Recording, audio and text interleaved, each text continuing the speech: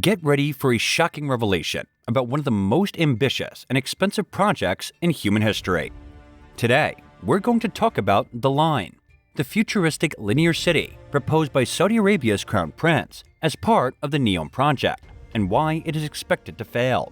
Despite claims of housing millions of people and operating solely on renewable energy, this $1 trillion project is facing financing issues, technological obstacles, and a reliance on volatile oil exports. Join us as we explore the reasons why the Line is doomed to fail. Saudi Arabia is home to many fascinating buildings and infrastructure, but one project that will entirely change its image in front of the world is called the Line.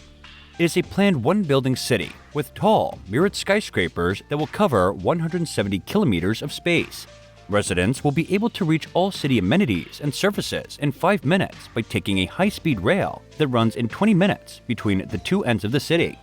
The Line is a component of the NEOM project, a crucial element of the Saudi Arabia's Vision 2030, which calls for the deployment of cutting-edge urban construction technology to establish an economic zone free of fossil fuels. In order to compete with Saudi Arabia's regional adversary, the United Arab Emirates, Riyadh hopes to be able to draw foreign investment and multinational firms. The NEOM project, which has first started in 2017, has been making steady progress in spite of complaints about its capacity to draw investment and worries that there isn't much time left to finish it. Now, with 8 years left until 2030, completing the vision is the forefront priority of the kingdom, so apprehensions regarding a possible slowdown are baseless. Arhama Siddiqa, a research fellow at the Institute of Strategic Studies, Islamabad, or ISSI, said in an interview, "Even the COVID-19 pandemic did not drastically slow the city's construction. In the aftermath of the pandemic, economic rehabilitation is at the forefront of all countries' political agendas.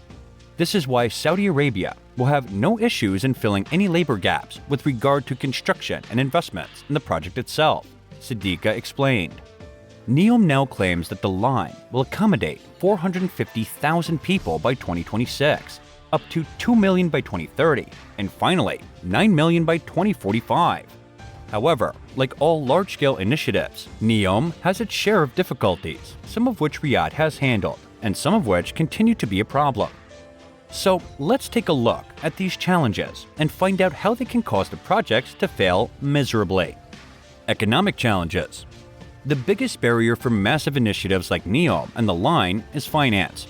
According to research, Saudi Arabia has had little success in luring financial support and investment from other governments and businesses. Although NEOM was initially intended to be finished by 2030 with a $500 billion budget, some reports say that the metropolis may not be finished until 2050, which would result in a huge rise in prices. Because of this, it is anticipated that the project as a whole, including the Line, will cost the kingdom $1 trillion. The Public Investment Fund, or PIF, the kingdom's sovereign wealth private investment company, is funding the project. However, Riyadh has not been successful in forming any financial alliances for NEOM, with the exception of conversations with some foreign businesses, essentially Russian ones, to build parts of the infrastructure. According to Justin Alexander, the director of Khalij Economics, the only major foreign investment announced to date is the green hydrogen plant, and even the PIF-owned Lucid Group has decided to instead locate its electric vehicle factory in King Abdullah's economic city, which has a developed infrastructure and is located close to major population centers. Adding to this, the kingdom's oil exports, which have been erratic in recent years, are a major factor in the financial survival of PIF. Riyadh anticipated a huge fiscal deficit of more than $79 billion in 2020. As a result, the funding of the NEOM project is expected to experience financial ups and downs in a nation where around 60% of its financial resources come from oil and only 9% from non-oil exports. Moreover, the market's financial limitations and a goal to become less reliant on oil led to the implementation of a 5% value-added tax in 2018, which was then quadrupled to 15% in 2020. So, several Saudis, who will ultimately be responsible for paying for this project due to inflation and tax pressure, have voiced their displeasure with the extravagant expenditure on high-profile projects. The finances coming from the PIF may also be affected by the oil price volatility. Finally, COVID-19's adverse impact on the project's finances and schedule needs to be offset effectively, as this risk was not incorporated during the planning of the project. Asif Shuja, a senior research fellow at the Middle East Institute at the National University of Singapore, stated in an interview. Technical challenges.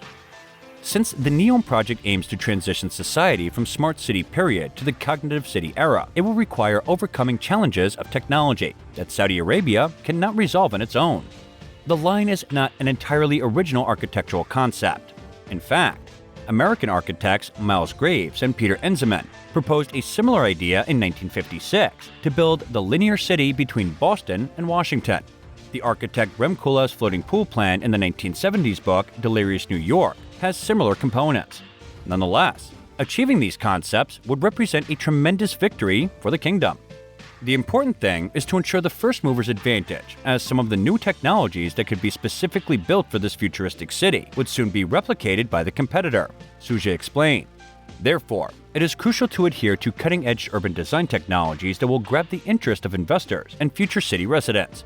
If not, NEOM would be added to the long list of Gulf cities that are still under construction. For instance, in spite of the projected population of 2 million, King Abdullah's economic city, a city and port with a $10 billion investment, accommodates less than 10,000 people now. In addition to this, there is also Dubai's The World, which is currently sinking back into the ocean, Oman's Blue City, and the now abandoned waterfront project in Dubai. So, does NEOM offer anything that would shield it from the same fate? Realistically speaking, Saudi Arabia's reliance on foreign skilled workers will be its biggest technical challenge in NEOM, a problem that is unlikely to be rectified in the near future. Although the vision of NEOM is heavily geared around expatriate labor, if it is to contribute to the kingdom's goals of creating guilty private sector employment for its citizens, then it will need to persuade Saudis to move far away from their families, which could be difficult to achieve, Alexander said. Social challenges. The last set of difficulties that Riyadh will face is societal. NEOM is located in the northwestern Tabuk province. The Hiwit clan, which has farmed this province for many generations, was set to lose their land in April 2020, according to plans made by the Saudi government. Yet Abdul Rahim al-Hawidi, a member of this tribe, refused to cede his ancestral territory to the state and posted a video on YouTube warning that he might be assassinated. He was shot twice by the police shortly after that, killing him. Human rights activists launched a chorus of protests following his death. Meanwhile, religious communities all around the nation have voiced their displeasure with MBS's secularization of Saudi society and his attempts to modernize the nation through initiatives like NEOM and Vision 2030. Omar Musar, an assistant professor of international relations at Bursa Uludağ University in Turkey, stated that, aside from technicalities, the real challenge to NEOM is how the kingdom can use it as a symbol for a cultural purpose, particularly secularism, which would have to be tolerated by the entrenched clerical authority.